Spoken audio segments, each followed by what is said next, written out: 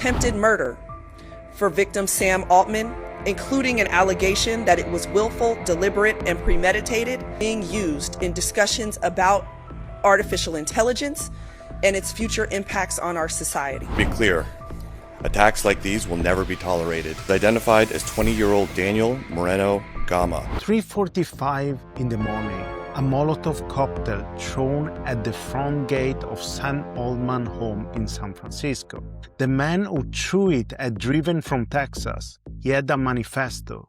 He had a list of names. He then walked into OpenAI headquarters and tried to break the glass door with a chair, telling security he wanted to burn the building and kill everyone inside. No one was hurt. But the story doesn't end there. The video is not about one-man actions. It's about what those actions are symptoms of. And by the end, I'm going to make the case for why. Even with all of this, technology is still on our side. But also, what we need to change for that to actually mean something to the people who are angry right now. Subscribe if you're new. This channel is about the progress, the benefit, and the real challenges. This is one of the hardest ones yet.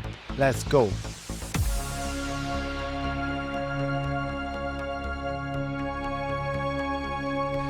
My office has now filed charges against Daniel Moreno-Gama in connections with the incidents that took place on April 10th. First, I will outline the charges in connection with the incident that took place at Mr. Altman's residence. We have charged as follows: attempted murder for victim Sam Altman, including an allegation that it was willful, deliberate, and premeditated, as well as an enhancement for the possession and use of a deadly weapon, which was the incendiary device. Attempted murder for the security guard that was at Mr. Altman's home with the same allegation and enhancement. We have charged attempted arson of the home in violation of Penal Code Section 455, subsection A, possession of a destructive device in a public place in violation of Penal Code Section 18715, subsection A, possession of a destructive device or explosive with the intent to injure or intimidate in violation of Penal Code Section 18740, and exploding or igniting a destructive device with the intent to murder in violation of Penal Code Section 18745.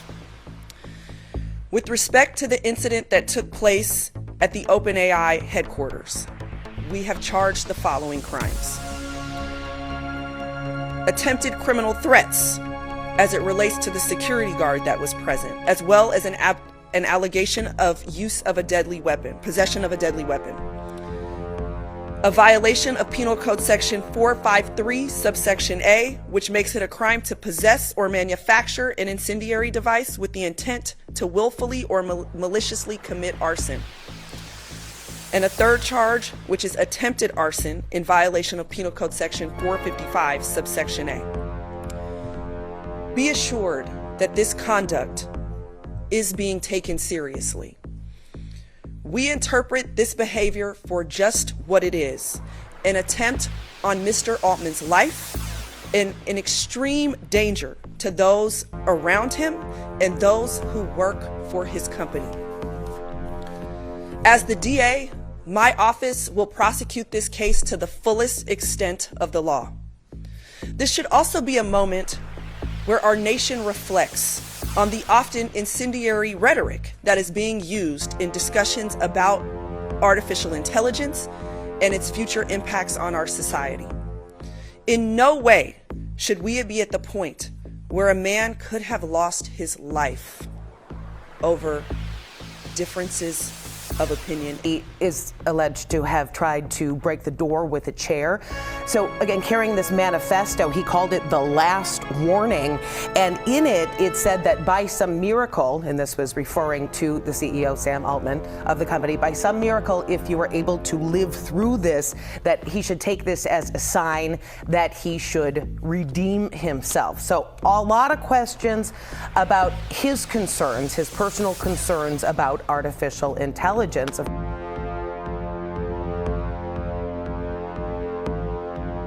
4 days before the Molotov Cocktail in San Francisco, on April the 6th, a city councillor in Indianapolis woke up to 13 bullet holes in his front door. Ron Gibson had voted in favor of a new AI data center in his district. A note left under his door was saying 3 words: no data center. His 8-year-old son had been playing at the dinner table the day before, just a step away from the door. 2 unconnected incidents, 1 week, 2 different cities, the same anger.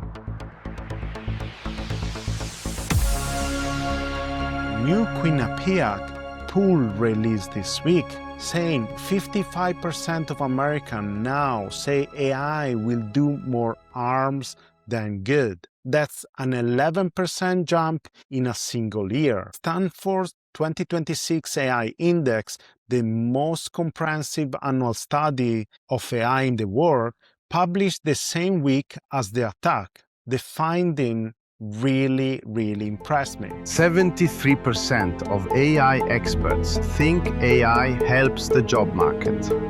Only 23% of the public agrees. Gen Z anger about AI rose 9 points in a single year. 36 data center projects blocked. $162 billion disrupted. This is the context nobody is giving the attack. Sam Altman was awake at 3 a.m. the night it happened, and he understood it. Here's what he wrote.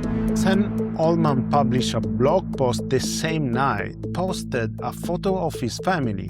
He said he hoped he maybe dissuade the next person from throwing a Molotov cocktail at our house, no matter what they think about. But what about he wrote after the photo is the most important thing in this story, and I think it deserves to be read properly. The fear and anxiety about AI is justified. He didn't dismiss the fear, he validated. We are in the process of witnessing the largest change in society in a long time, and perhaps ever. We have to get safety right. We urgently need a society-wide response. He also wrote something about power that I think very few people in his position will say it out loud. Power cannot be concentrated. AI has to be democratized. Power cannot be too concentrated.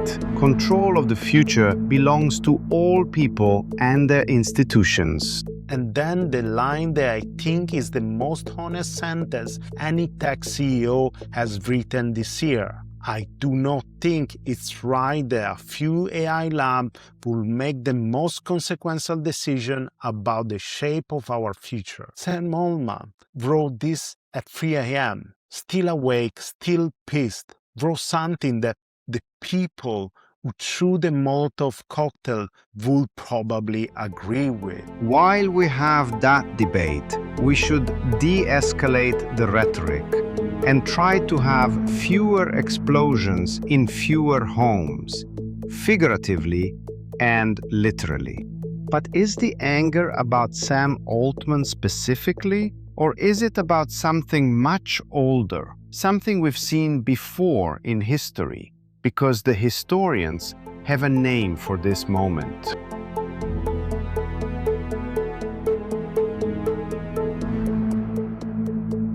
Fortune magazine, the week of the attack, their headline, after the attack on Sam Altman home, experts see parallel to the Industrial Revolution. The Luddites 1811, English textile workers destroyed machines that were taking their jobs, not because they were anti-progress, because they were desperate, displaced, and felt powerless in the face of a change. They didn't consent and couldn't stop. Brian Merchant, who covers the labor side of tech, put it directly. Employers from Amazon to Block to Duolingo to Meta are firing tens of thousands of workers and accounting AI as the reason. AI may one day cure cancer, great, but who will be able to afford the treatment?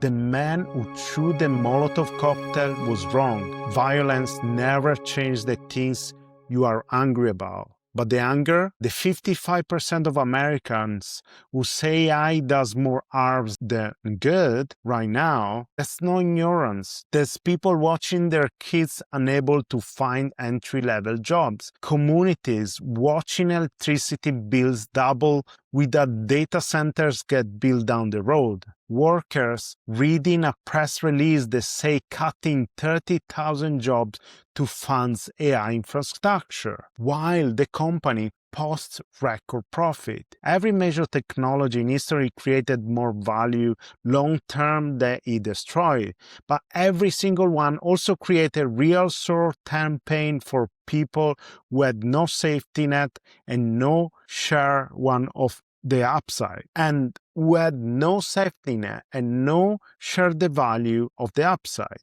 We are in the window right now, moving faster than any technology ever has. So what needs to change? The productivity gain needs to reach people, not just shareholders. Companies need to stop treating public anxiety as a communication problem and start treating it as a design problem. And the people who are angry need to direct the energy at policy and accountability, not at the man's front gate at 3:45 in the morning. Sam Altman wrote something that night I keep coming back to. I do not think it's right that a few AI labs makes the most consequential decision about the shape of our future. The CEO of OpenAI believed that, and is still trying to figure out how to make it real. That tells you how hard the problem is. Subscribe if you want to stay with it. Every week we break down top CEOs shaping the AI revolution.